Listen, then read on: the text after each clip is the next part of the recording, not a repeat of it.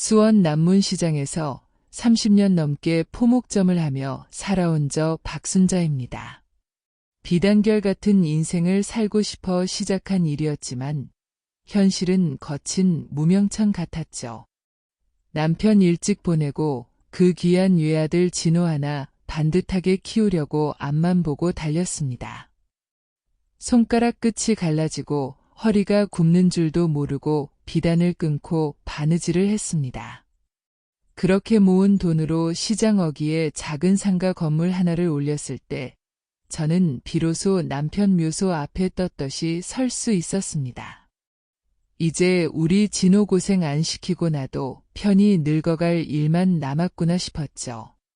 그런 제게 며느리 이혜리는 하늘이 내린 선물 같았습니다. 처음 진호가 데려왔을 때부터 어찌나 삭삭하고 예에 바른지 시장 사람들도 다 저더러 전생에 나라를 구했다고 입을 모았습니다. 어머니, 어머니 하며 제 팔짱을 끼고 시장통을 누빌 때면 세상 부러울 게 없었죠. 하지만 그 예쁜 얼굴 뒤에 독리가 숨겨져 있을 줄은 꿈에도 몰랐습니다. 사건의 시작은 석 달 전이었습니다. 이혜리가 제 건강이 걱정된다며 비싼 약재를 넣은 보약을 지어오기 시작했습니다. 어머니, 포목점 하시느라 기력이 다 빠지셨어요. 이 약 꼭 챙겨 드셔야 해요. 하루 3번, 며느리는 제가 약을 먹는 모습을 지켜보고 나서야 안심한 듯 미소 지었습니다. 그런데 참 이상하더군요. 그 약을 먹기 시작하면서부터 제 머릿속에 자꾸 안개가 끼기 시작했습니다.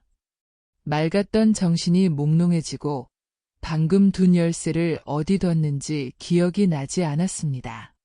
처음엔 그저 나이 탓이려니 했습니다. 68이면 그럴 때도 됐지 싶어 쓴웃음을 지었죠. 하지만 증상은 갈수록 심해졌습니다. 손님에게 거스름돈을 잘못 내주고 단골 손님 이름을 잊어버려 멍하니 서 있는 일이 잦아졌습니다. 어느 날은 시장 골목에서 집으로 오는 길을 잃어버려 1시간을 헤맸습니다. 익숙한 풍경들이 낯설게 다가오고 심장이 터질 듯이 뛰더군요. 동네 사람들이 저를 보며 수군거리는 소리가 환청처럼 들렸습니다. 박순자가 드디어 노망이 났나 봐. 저 박순자가 어떤 사람입니까? 돈 100원 틀리는 법 없이 칼같이 계산하며 살아온 사람인데 치매라니요. 이건 있을 수 없는 일입니다. 어느 날 저녁이었습니다.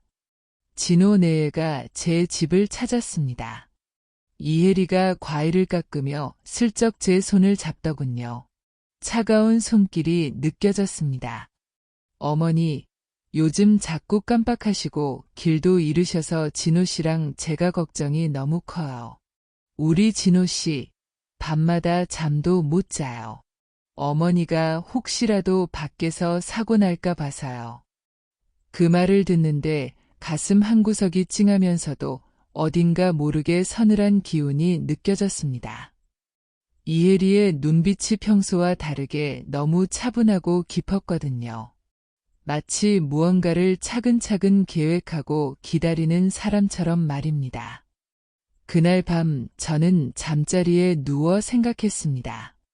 정말 내가 노망이라도 난 걸까? 자식에게 짐이 되면 안 되는데, 우리 진호 앞길 막으면 안 되는데. 그런 생각에 밤잠을 설치다 목이 말라 거실로 나갔습니다. 그런데 부엌 쪽에서 낮은 목소리가 흘러나오더군요. 이혜리였습니다. 응, 오빠. 이제 거의 다 됐어. 노인네 약 기운 때문에 이젠 자기 집 주소도 헷갈려 해.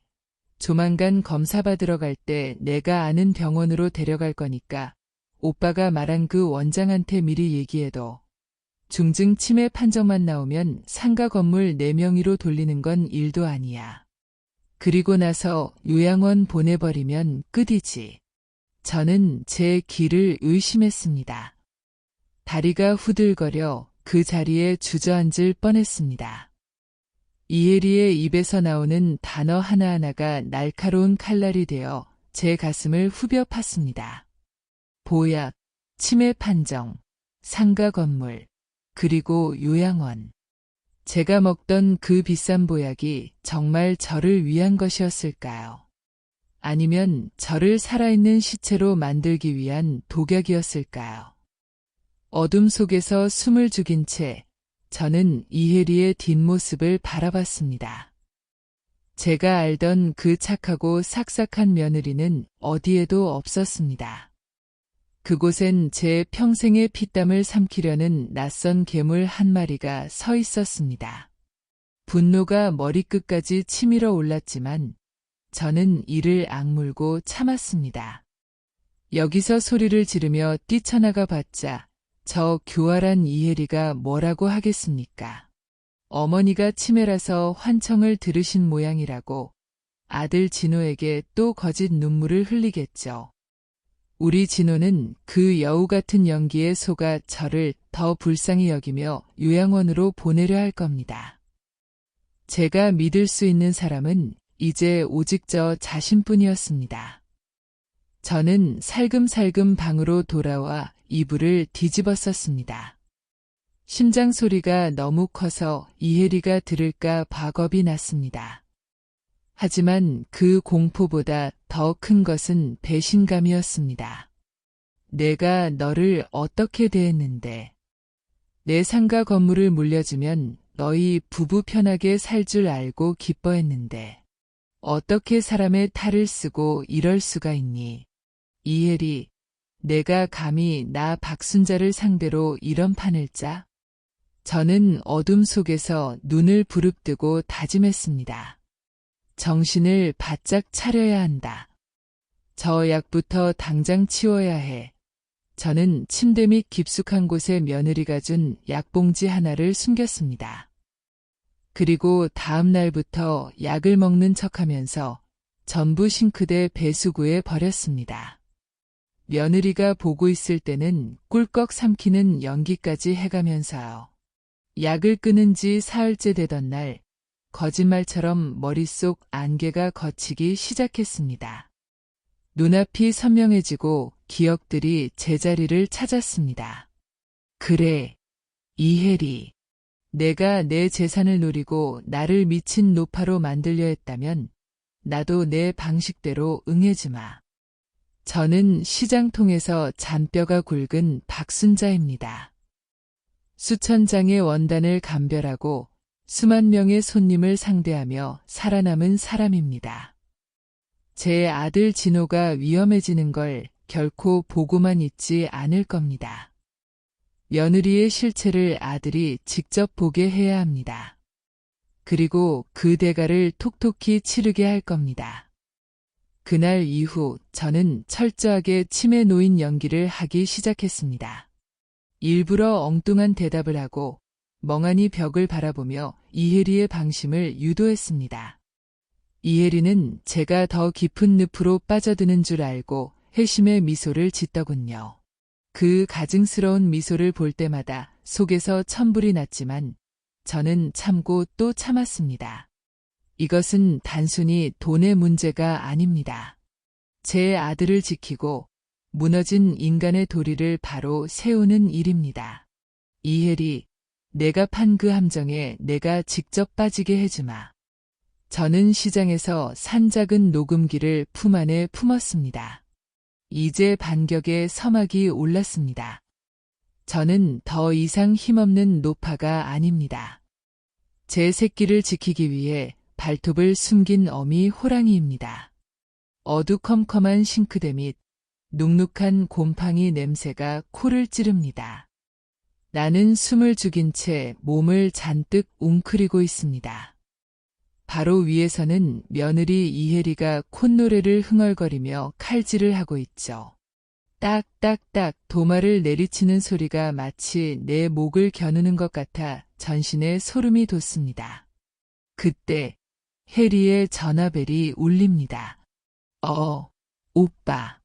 응, 지금 요양원 알아보고 있어. 노인네가 요즘은 침까지 흘리더라니까.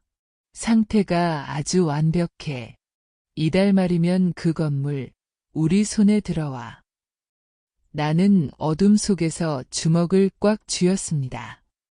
분노로 몸이 떨려 싱크대 문이 덜덜거립니다. 해리가 칼질을 멈춥니다. 무슨 소리지? 그녀의 발자국 소리가 서서히 내가 숨은 싱크대 문 앞으로 다가옵니다. 사건은 이틀 전으로 거슬러 올라갑니다. 나는 며느리가 지어온 보약을 끊고 정신을 차린 후 놈들의 계획을 더 확실히 파악해야겠다고 결심했습니다. 며느리가 나를 요양원에 쳐넣으려는 이유가 단순히 건물 때문인지 아니면 내가 모르는 무언가가 더 있는지 알아야 했죠. 어머니, 오늘 저희 집에 가서 좀 쉬실래요? 제가 맛있는 거 해드릴게요. 해리가 가식적인 미소를 띄우며 제안했을 때 나는 속으로 캐즈를 불렀습니다. 그래. 가야지. 우리 진호 보러 가야지. 나는 일부러 초점을 흐리며 멍청한 표정을 지었습니다. 해리는 내 팔을 끼고 승리자처럼 나를 그녀의 집으로 데려갔습니다. 아들 진호가 퇴근하기 전 해리는 나를 거실 소파에 앉혀두고 간식을 내왔습니다. 어머니, 이거 드시고 계세요. 저장 좀 보고 올게요. 해리가 집을 비운 틈이 기회였습니다. 나는 그녀가 현관문을 나서자마자 잽싸게 몸을 움직였습니다. 침에 놓인 연기를 하느라 굽혔던 허리를 펴니 뼈마디에서 우두둑 소리가 났지만 참았습니다. 먼저 안방 화장대를 뒤졌습니다. 평소 명품이라면 자다가도 일어나는 해리답게 값비싼 화장품들이 즐비했습니다. 하지만 내가 찾는 건 그런 게 아니었습니다. 서랍 깊숙한 곳, 잠겨있는 작은 보석함을 발견했습니다. 포목점 1로 다져진 내 손길은 예민했습니다. 실핀 하나로 조심스럽게 잠금장치를 건드리자 딸깍하고 문이 열렸습니다. 그 안에는 충격적인 서류들이 들어있었습니다. 4명의로 된 건물의 가압류 서류, 그리고 해리의 이름으로 된 거액의 사채빚 증서였습니다. 3억, 시장통에서 평생을 굴러온 나도 손이 떨릴 만큼 큰 액수였습니다. 이 여자가 내 건물을 노린 건 단순한 욕심이 아니라 도박 아니면 투자 실패로 생긴 빚을 갚기 위해서였던 겁니다. 세상에, 우리 진호는 이걸 알고 있나? 가슴이 미어지는 것 같았습니다. 내 아들이 저런 여자와 살며 어떤 일을 겪고 있을지 생각하니 피가 거꾸로 솟았습니다. 그때였습니다. 도어락 번호 누르는 소리가 들렸습니다. 해리가 예상보다 빨리 돌아온 것이었습니다. 나는 서둘러 서류를 제자리에 넣고 보석함을 잠갔습니다. 하지만 안방에서 나갈 타이밍을 놓쳤습니다. 해리의 발소리가 안방으로 향하고 있었습니다. 다급해진 나는 안방과 연결된 주방 쪽 보조 공간의 싱크대 및 대형 수납칸 안으로 몸을 던졌습니다. 그곳은 해리가 자주 쓰지 않는 큰 냄비들을 두는 곳이었습니다. 어머니 어디 계세요? 해리의 목소리가 날카로워졌습니다. 그녀는 거실에 내가 없는 것을 확인하고는 집안 곳곳을 뒤지기 시작했습니다. 이 노망난 노인네가 어디 간 거야? 문은 잠겨 있는데. 해리의 목소리에서 아까의 상냥함은 온데간데없고 거친 욕설이 섞여 나왔습니다. 나는 싱크대 및 어둠 속에서 숨을 멈췄습니다. 해리가 주방으로 들어왔습니다. 그리고는 바로 내 머리 위 도마에서 칼질을 시작한 겁니다. 전화 통화를 하며 내뱉는 그녀의 계획은 상상보다 더 잔인했습니다. 나를 중증 치매 환자로 몰아 성년 후견인을 지정하고 내 재산을 합법적으로 가로챈 뒤 연고도 없는 지방의 외진 요양원에 버리겠다는 계산이었습니다. 오빠, 그 노인네 오늘 하는 꼴 보니까 진짜 가기 직전이더라. 내가 준 약이 효과가 좋긴 한가 봐. 걱정 마. 진호 씨한테는 내가 다 알아서 말해뒀어. 지 엄마 불쌍해서라도 내 말 다 듣게 돼 있어. 그녀가 말하는 오빠가 누구인지는 아직 모르겠습니다. 하지만 해리의 배후에 누군가 더 있다는 사실은 분명해졌습니다. 분노 때문에 온몸의 근육이 경련을 일으켰습니다. 손바닥을 손톱으로 찔러가며 비명을 참았습니다. 그때였습니다. 해리가 칼질을 멈추고 싱크대 하단 문 쪽으로 손을 뻗었습니다. 아, 맞다. 큰 냄비가 어디 있었더라. 문틈으로 빛이 새어 들어왔습니다. 해리의 손가락이 문고리를 잡는 순간 제 심장은 멎는 것 같았습니다. 여기서 들키면 모든 게 끝입니다. 해리가 나를 미친 노파로 몰아세워 강제로 병원에 쳐넣을 명분만 주는 꼴이 됩니다. 절체절명의 순간 현관문이 열리며 아들 진호의 목소리가 들렸습니다. 해리야, 나왔어. 해리의 손이 멈췄습니다. 진호 씨. 벌써 왔어. 그녀는 싱크대 문을 열려던 것을 멈추고 거실로 달려나갔습니다. 나는 그제야 참았던 숨을 몰아쉬었습니다. 눈가에 뜨거운 눈물이 고였습니다. 아들아, 내가 나를 살렸구나. 하지만 한편으로는 가슴이 찢어졌습니다. 저런 악마 같은 여자에게 속아 웃으며 퇴근하는 내 아들이 너무 가여워서였습니다. 나는 해리와 진호가 대화하는 틈을 타 쥐 죽은 듯이 기어나와 뒷베란다 쪽으로 탈출했습니다. 그리고 마치 밖에서 배회하다 방금 들어온 사람처럼 현관문을 두드렸습니다. 어머니, 어디 갔다가 이제 오세요. 해리가 달려나와 나를 맞이했습니다. 걱정하는 척하는 그 얼굴을 보니 구역질이 났습니다. 하지만 나는 초점 없는 눈으로 웅얼거렸습니다. 곧 보러 나갔지. 예쁘더라. 진호가 나를 안쓰럽게 바라보며 내 손을 잡았습니다. 엄마, 길 잃으면 어떡해. 해리가 얼마나 걱정했는지 알아. 나는 아들의 손을 꽉 잡았습니다.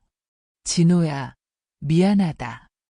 이 엄마가 이 지옥 같은 현실을 내 눈앞에 다 보여주마. 조금만 기다려라. 나는 해리를 향해 흐릿하게 웃어 보였습니다. 해리 역시 나를 보며 안도의 미소를 지었죠. 하지만 그건 착각입니다. 그녀는 지금 자신의 목을 조를 호랑이를 집안에 들인 겁니다. 그날 밤 나는 잠든 아들 내외의 방을 바라보며 품 안의 녹음기를 꺼냈습니다. 싱크대 밑에서 녹음된 해리의 통화 내용이 생생하게 담겨 있었습니다. 이제 첫 번째 증거가 확보되었습니다. 하지만 이것만으로는 부족합니다. 해리와 공모한 그 오빠라는 놈의 정체, 그리고 가짜 치매 판정을 내려주기로 한 병원 원장까지 나는 한 놈도 빠짐없이 이 판에 끌어들여 파멸시킬 것입니다. 내일은 며느리가 나를 병원에 데려가기로 한 날입니다. 그들이 쳐놓은 덫으로 발을 들이는 척하며 내가 준비한 더 큰 덫을 놓을 차례입니다. 하얀 가운을 입은 남자가 내 차트를 무심히 넘기며 비릿한 미소를 짓습니다. 중증 치매네요. 인지 능력이 거의 제로입니다. 이 정도면 일상생활은 물론이고 재산 관리도 불가능합니다. 옆에 앉은 며느리 이혜리가 기다렸다는 듯 손수건으로 눈가를 찍어냅니다. 아이고, 어머니, 어쩌면 좋아. 선생님, 그럼 저희가 법적으로 대리인이 되어야 하는 거죠? 그녀의 어깨가 가늘게 떨립니다. 슬퍼서가 아니라 터져나오는 웃음을 참느라 말이죠. 두 악마가 내 눈앞에서 축배를 들고 있습니다. 내가 정말 아무것도 모르는 시체라고 믿으면서요. 하지만 그들이 간과한 게 하나 있습니다. 지금 내 품 안에서 빨간 불빛을 내뿜으며 돌아가고 있는 이 작은 녹음기, 그리고 복도 끝에서 이 모든 상황을 지켜보고 있을 또 다른 손님의 존재를 말입니다. 병원으로 향하는 차 안에서 해리는 유난히 다정했습니다. 어머니, 오늘 선생님이 물어보는 거에 그냥 모른다고만 하세요. 아셨죠? 그래야 국가에서 보조금도 나오고 어머니 치료도 잘 받을 수 있어요. 내 손을 꼭 잡은 그녀의 손바닥에서 축축한 탐욕의 땀이 느껴졌습니다. 나는 멍한 표정으로 창밖을 보며 대답했습니다. 보조금. 돈 주는 거야. 좋지. 좋구먼. 도착한 곳은 도심 외곽의 한적한 요양병원이었습니다. 간판은 번듯했지만 건물 구석구석에서 풍기는 특유의 소독약 냄새와 노인들의 신음소리가 이곳이 한번 들어오면 죽어서야 나가는 고려장 수용소임을 말해주고 있었습니다. 진료실에 들어서자 해리가 미리 입을 맞춰둔 김 원장이 우리를 맞이했습니다.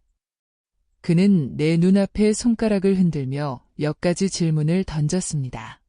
할머니, 오늘이 몇 월 며칠이죠? 글쎄, 꽃 피는 봄인가? 아드님 이름은요? 진수인가? 김 원장과 해리가 눈빛을 교환했습니다. 그 짧은 찰나의 교감 속에서 모든 거래가 끝났음을 알 수 있었죠. 김 원장은 미리 작성해둔 중증인지장애 진단서의 도장을 꽉 찍었습니다. 그 도장 소리가 마치 내 인생의 종지부를 찍는 사형 선고처럼 방안을 울렸습니다. 자, 이제 서류는 완벽합니다. 보호자분, 여기 이 서류들에 사인하시고 대리인 신청 절차 밟으시면 됩니다. 해리는 떨리는 손으로 펜을 들었습니다. 내 상가 건물이 그녀의 소나기로 넘어오는 순간이었습니다. 그때였습니다. 나는 멍했던 눈빛을 거두고 똑바로 김 원장을 쳐다보며 입을 열었습니다. 원장님, 치매 검사가 참 쉽네요. 손가락 몇 번 흔들고 3억짜리 뒷거래면 진단서가 뚝딱 나오니 말이에요. 방 안의 공기가 순식간에 얼어붙었습니다. 해리의 펜촉이 종이 위에서 멈췄습니다. 김 원장은 당황해 안경을 고쳐 썼습니다. 할머니, 지금 무슨 말씀을? 나는 품 안에서 스마트폰을 꺼내 재생 버튼을 눌렀습니다. 어젯밤 해리가 그 오빠라는 놈과 통화하며 김 원장에게 줄 뇌물 액수를 논의하던 목소리가 선명하게 울려 퍼졌습니다. 김 원장한테는 현금으로 5천 줬어. 중증 판정 확실하게 내주기로 했으니까 걱정 마. 해리의 얼굴이 하얗게 질리다 못해 푸르스름해졌습니다. 이게 뭐야? 어머니, 당신 미쳤어. 그녀는 본색을 드러내며 내 팔을 거칠게 낚아채려 했습니다. 하지만 나는 그 손을 뿌리치고 차갑게 웃어주었습니다. 이혜리, 내가 지어온 그 보약 말이다. 그거 성분 분석 맡겨놨다. 노인네 정신 몽롱하게 만드는 약 성분이 나오면 그건 사기가 아니라 살인미수야. 알고 있니? 이 노망난 할망구가 어디서 협박이야. 이거 내놔. 해리가 비명을 지르며 내 스마트폰을 뺏으려 달려들었습니다. 김 원장 또한 보안 요원을 부르려 인터폰으로 손을 뻗었죠. 그 순간 진료실 문이 거칠게 열렸습니다. 그만해. 문 앞에 서 있는 사람은 내 아들 진호였습니다. 그리고 그 뒤에는 경찰복을 입은 남자 2명이 서 있었죠. 진호의 얼굴은 눈물과 분노로 범벅이 되어 있었습니다. 아들은 내가 미리 보내준 녹음 파일과 복사해둔 채무 서류를 보고 이곳으로 달려온 것이었습니다. 해리야, 내가 어떻게, 내 어머니한테 어떻게 이럴 수가 있어. 진호의 외침에 혜리는 그대로 바닥에 주저앉았습니다. 그녀의 화려한 예제차 키와 명품 가방이 바닥에 나뒹굴었습니다. 경찰이 김 원장의 책상 위에 놓인 허위 진단서를 압수했습니다. 김 원장님, 의료법 위반 및 사문서 위조 혐의로 임의동행해 주셔야겠습니다. 그리고 이혜리 씨, 당신도요. 혜리는 경찰에 끌려가면서도 나를 향해 악을 썼습니다. 이 노인네가 나를 속여. 감히 나를. 나는 그녀의 곁으로 다가가 귓속말을 남겼습니다. 혜리야, 내가 그랬잖니. 난 포목점 박순자라고. 썩은 원단은 잘라내버리는 게 내 일이야. 넌 이제 내 집안에서 잘려나간 쓰레기일 뿐이야. 상황이 정리되고 병원을 빠져나오는 길, 진호가 내 어깨를 감싸 안고 펑펑 울었습니다. 엄마, 미안해. 내가 바보 같아서 엄마 고생만 시키고. 나는 거칠어진 아들의 손을 꼭 잡았습니다. 아니다, 진호야. 이제라도 알았으니 됐다. 우리 다시 시작하면 돼. 하지만 나의 복수는 여기서 끝이 아니었습니다. 혜리를 뒤에서 조종한 그 오빠라는 놈, 그리고 그녀가 날려먹은 내 돈 3억. 나는 그 돈을 반드시 찾아와야 했습니다. 혜리의 사채빚 뒤에 숨어있는 더 거대한 그림자가 서서히 모습을 드러내고 있었거든요. 나는 차창 너머로 멀어지는 요양병원을 바라보며 생각했습니다. 이제 시작이다. 내 재산과 내 아들을 건드린 놈들은 지옥 끝까지 쫓아가서 짓밟아주마. 어두컴컴한 사설 카지노 안, 담배 연기와 욕설이 난무하는 그곳에 어울리지 않는 인물이 하나 서 있습니다. 꽃무늬 몸빼 바지에 구멍난 고무신, 머리엔 보따리를 이고 있는 노파. 바로 저 박순자입니다. 어이, 할망구. 여긴 노인네들 경로당 아냐. 나가. 험상궂은 덩치가 가로막자 나는 멍청한 표정으로 삼짓돈을 꺼내 보였습니다. 빳빳한 5만 원권 뭉치. 좋기 수천만 원은 되어 보이는 무게감의 덩치의 눈이 번뜩입니다. 아이고, 우리 며느리가 여기서 돈 벌어다 준다고 해서 나도 한 판만 끼워줘봐. 나는 침을 살짝 흘리며 해실해실 웃었습니다. 그들 눈에는 내가 그저 제 발로 걸어 들어온 거대한 황금 호구로 보이겠지요. 하지만 내 품속 녹음기 너머로 시장통 오형제들이 이미 이 건물의 모든 출입구를 봉쇄했다는 사실을 저들은 꿈에도 모를 겁니다. 혜리가 구치소로 넘어가기 전 경찰 조사에서 끝까지 입을 다물었던 인물이 있었습니다. 바로 혜리가 오빠라고 부르며 모든 것을 상의했던 남자, 강태수였습니다. 그는 겉으로는 자산관리사 명함을 들고 다녔지만 실상은 혜리 같은 부녀자들을 꼬드겨 도박에 빠뜨리고 재산을 갈취하는 전문 도박꾼이자 설계자였습니다. 혜리가 날려먹은 3억. 그 돈은 모두 강태수의 도박하우스로 흘러 들어갔습니다. 혜리는 그 빚을 갚기 위해 내 건물을 노렸던 것이고, 진호야, 넌 경찰서에서 상황 지켜보고 있거라. 이 엄마가 잃어버린 돈뿐만 아니라 저놈들 뿌리까지 뽑아올 테니까.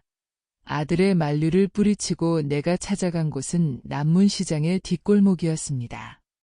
30년 넘게 포목점을 하며 내가 비단만 판 줄 아십니까? 시장 사람들의 온갖 사정을 들어주고 돈 떼인 상인들 대신 싸워주며 만든 내 식구들이 있습니다. 전직 형사 출신인 주차장 관리인 최 씨, 전설의 타짜였지만 지금은 횟집을 하는 고 씨, 그리고 정보력 하나는 끝내주는 떡집 욕쟁이 할머니까지. 순자 언니, 그놈들이 감히 언니를 건드려. 우리가 가만히 있을 수 없지. 우리는 일주일간 강태수의 뒤를 밟았습니다. 그놈은 매주 금요일 밤 폐공장을 개조한 도박장에서 판을 벌인다는 사실을 알아냈죠. 드디어 결전의 금요일. 나는 침에 놓인 분장을 하고 도박장 심장부로 걸어 들어갔습니다. 어이, 강 사장. 여기 아주 귀한 손님이 오셨는데 덩치의 안내로 마주한 강태수는 말끔한 양복 차림이었습니다. 그는 나를 보더니 비릿한 미소를 지었습니다. 이혜리 시어머니군. 그의 눈에 쓰인 탐욕의 글자가 제 눈엔 훤히 보였습니다. 할머님, 며느님이 빌려간 돈이 좀 많아서요. 오늘 여기서 따서 갚으시려고. 그는 나를 비웃으며 제일 큰 판으로 안내했습니다. 나는 바들바들 떨리는 손으로 돈 뭉치를 내려놓았습니다. 내가 기술은 없어도 운은 좀 있거든. 우리 아들 장가 보낼 때 썼던 복채만 해도 얼만데. 첫 판, 두 번째 판. 나는 일부러 어설프게 패를 던지며 500만 원을 잃어주었습니다. 강태수의 입가에 승리의 미소가 번졌습니다. 할머니, 이번에 올인 어때요? 한 방에 복구하셔야지. 강태수가 직접 딜러로 나섰습니다. 그는 화려한 손기술로 밑장을 빼며 나에게 낮은 패를 주려 했죠. 하지만 그는 몰랐습니다. 내 뒤에서 리터로 위장에 서 있던 햇집고 씨가 이미 카메라 렌즈를 통해 모든 패를 읽고 내게 신호를 보내고 있었다는 것을요. 에라, 모르겠다. 올인이다. 나는 남은 돈과 함께 미리 준비한 건물 포기각서 2조본을 테이블에 던졌습니다. 강태수의 눈이 뒤집혔습니다. 좋습니다. 갑니다. 패가 까졌습니다. 강태수는 20. 완벽에 가까운 숫자였습니다. 그는 이미 이긴 듯 의자에 몸을 기댔습니다. 할머니, 인생 참 쓰죠. 이제 건물은 제 겁니다. 나는 천천히 내 패를 뒤집었습니다. 에이스와 잭, 블랙잭이었습니다. 아이고, 이게 뭔 일이라냐. 내가 이겼네. 강태수의 얼굴이 흑빛이 되었습니다. 이럴 리가 없어. 너, 할망구, 밑장 뺐지. 그가 내 멱살을 잡으려는 순간 나는 품 안에서 녹음기가 아닌 무전기를 꺼냈습니다. 지금이다. 들어와라. 쾅 소리와 함께 폐공장의 문이 부서지며 경찰들이 들이닥쳤습니다. 최 씨와 시장 식구들이 미리 확보한 도박장 비밀 통로와 장부 위치를 경찰에게 넘긴 덕분에 일사천리로 진행된 급습이었습니다. 강태수는 뒷문으로 도망치려 했지만 그곳엔 몽둥이를 든 떡집 할머니와 시장 상인들이 성난 파도처럼 버티고 있었습니다. 이 사기꾼 놈아. 우리 순자 언니 눈에서 눈물 나게 한 죗값 달게 받아라. 현장은 순식간에 아수라장이 되었습니다. 나는 아수라장 한가운데서 우아하게 일어섰습니다. 그리고 바닥에 떨어진 내 돈뭉치와 강태수가 해리에게 받아낸 가짜 차용증들을 챙겼습니다. 경찰차에 올라타는 강태수와 마주쳤을 때 나는 더 이상 침을 흘리지도 멍한 표정을 짓지도 않았습니다. 강 사장, 내 비단 장사 30년에 배운 게 하나 있어. 사구려 원단은 아무리 화려하게 염색해도 결국 물이 빠지게 돼 있다고. 너랑 이혜리처럼 말이야. 사건은 종결되었습니다. 혜리는 사기 및 살인미수 혐의로, 강태수는 상습 도박 및 갈취 혐의로 무거운 형량을 선고받았습니다. 한 달 뒤 다시 평화를 찾은 포목점. 진호는 다시 성실한 아들로 돌아왔고 시장 사람들은 저를 남문시장 대모라 부르며 엄지를 치켜 세웁니다. 나는 오늘도 비단을 끊으며 손님을 맞이합니다. 어머니, 여기 제일 좋은 비단으로 베넷 저고리 하나 지어주세요. 새로운 손님의 말에 나는 인자하게 웃으며 가위를 듭니다. 인생의 썩은 부분은 도려내고 다시 고운 결로 이어가는 법을 이제야 비로소 깨달은 기분입니다. 하지만 가끔 가게 문틈으로 들어오는 찬바람에 뒷목이 서늘해질 때가 있습니다. 해리가 감옥에서 보낸 편지 한 통 때문이었죠. 어머니, 아직 제 진짜 오빠는 만나지도 못하셨잖아요. 기대하세요. 나는 편지를 잘게 잘라 쓰레기통에 던졌습니다. 오너라, 누가 오든 이 박순자가 다 상대해주마. 나는 다시 매섭게 가위질을 시작했습니다. 가게 문을 닫으려는데 낯선 검은색 세단 한 대가 포목점 앞에 멈춰섭니다. 차문이 열리고 내린 남자는 정갈한 수트 차림에 서늘한 눈매를 가진 청년이었습니다. 박순자 여사님, 오랜만입니다. 아니, 고모님이라고 불러야 하나요? 그의 목소리가 들리는 순간 제 손에 들려있던 가위가 바닥으로 떨어졌습니다. 고모, 이 목소리, 이 눈매, 잊으려야 잊을 수 없는 30년 전 집안을 풍비박산내고 도망쳤던 제 오빠의 아들, 조카 명훈이었습니다. 해리가 감옥에서 보낸 편지 속 진짜 오빠는 친오빠가 아니라 바로 이 지독한 핏줄을 말하는 것이었습니다. 명훈은 차갑게 웃으며 가게 안으로 걸어 들어왔습니다. 해리가 좀 서툴렀죠. 제 지시대로만 했으면 요양원에서 편히 쉬셨을 텐데 우리 고모님이 보통 분이 아니시라 일이 꼬였네요. 나는 떨리는 마음을 진정시키며 의자에 앉았습니다.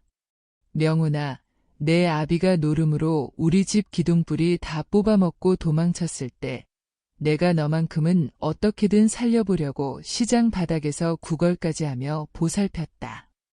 그런데 내가 감히 해리를 앞세워 나를 쳐? 보살펴요?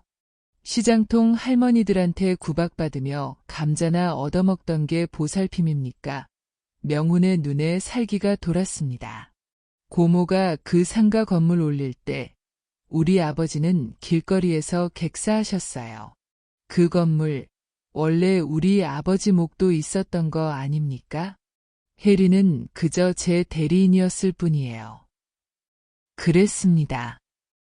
해리는 명훈의 사주를 받고 진호에게 접근했던 것이었습니다.